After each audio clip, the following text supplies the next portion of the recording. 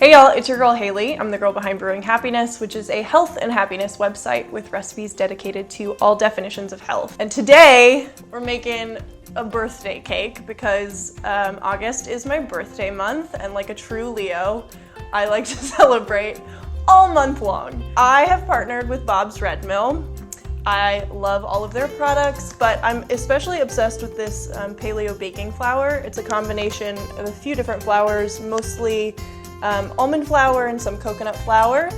And so we're gonna be making a gluten-free Oreo cake, which I'm stoked about because this is like the birthday cake of my dreams. The frosting is a honey buttercream, which means that we are swapping out the powdered sugar that's traditionally in buttercream for some honey. It ends up equally as smooth and creamy and rich. It's friggin' delicious. The whole thing is refined sugar-free, gluten-free.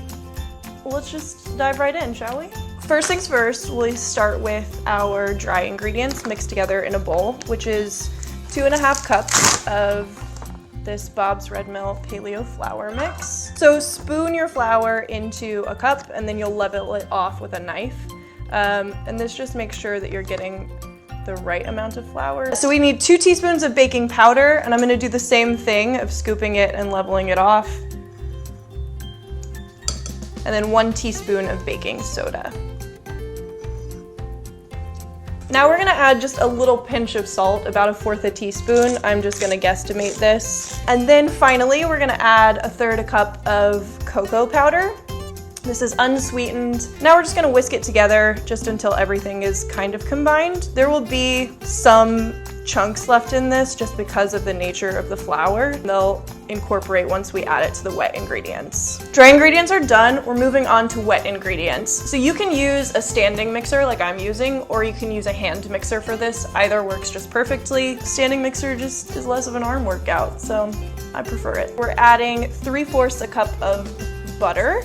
I use salted butter for the same reason that I put a little bit of salt in the dry ingredients. It just helps to highlight the sweetness of the recipe. So then from here, we're adding our coconut sugar.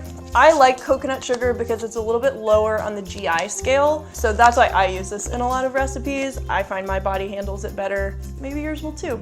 I don't know. So we're doing a cup of coconut sugar right in here with the butter. We're gonna mix this together over like medium speed until it's all nice and incorporated and kind of fluffy. It's that nice like fluffy texture. It won't be as fluffy as refined sugar is. Coconut sugar just doesn't sort of like bounce back in that same way. So now that I have scraped down the sides, I'm going to turn this on to a low setting, and I'm going to add 4 eggs one at a time. And just make sure that the eggs incorporate as you're adding it in before you add the next one. All right, 4 eggs are in here. I have stopped it, scraped down the side. So I want you to see how this is separated. This is not the wrong thing for it to do. It's totally fine. It's just because you're using coconut sugar. Now I'm gonna start the mixer up again, and I'm gonna add in a teaspoon of vanilla and then 3/4 a cup of non-dairy milk. You can use whatever kind. You could also use dairy milk if you want. Do whatever your heart desires here. Now with the dry ingredients, you just want to add them slowly. There is a little bit of grain to this, the texture of this batter, because of the almond flour and because of the coconut sugar, but that goes away when you're baking it. So I'm gonna grab my cake tins here. These are 6-inch cake tins. You could also do this in 8-inch cake tins that would just make a wider, flatter cake, obviously. I like this because it makes a nice, cute little tall cake. So you just want to do basically half and half. So now I'm just going to smooth down the top just a little bit with this spatula. So now we're going to throw these in the oven for 30 minutes, and then we'll move on to the icing.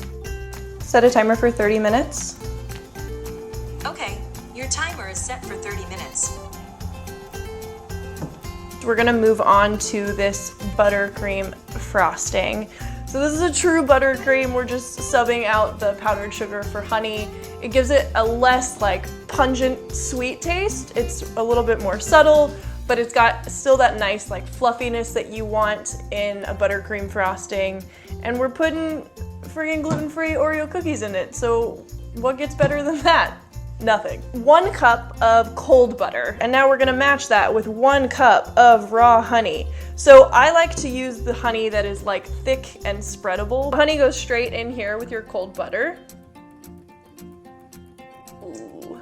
Nice.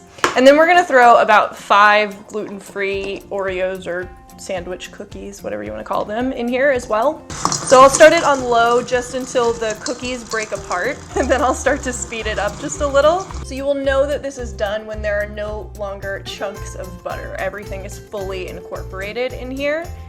And when you do, it will look like this. It is so delicious and thick and fluffy, just like a buttercream should be, but it's made with honey. Our cakes have cooled a little bit in the tin, and then I'm just gonna release them. If you don't have a springform pan like I do, which is the one with the little latch, totally fine. I just recommend putting some parchment paper at the bottom of your baking tray. I do that anyways, even with these springform pans. I'm gonna transfer these to the cake stand. You can also do this just on a plate. Add a nice scoop of our buttercream to it, and then just smooth it right on out. If your cake is too warm, the buttercream, because it's made of butter, will melt, so you don't want your cake to be warm when you're frosting it. Everything will slide. And then we'll do the same thing on the top before dealing with the sides. The sides, you just want to put some on, and then you're gonna sort of drag. This is where a flat spatula really helps. Drag it across. And so from here, you're basically done. You can top this with crushed or halves or sandwich cookie pieces, Oreo pieces, whatever. This is like my favorite cake in the whole wide world, and you should definitely make it for yourself or for any of your loved ones for their birthdays. So thank you guys for joining me this time. I will see you again soon. In the meantime, stay happy and stay healthy. Bye.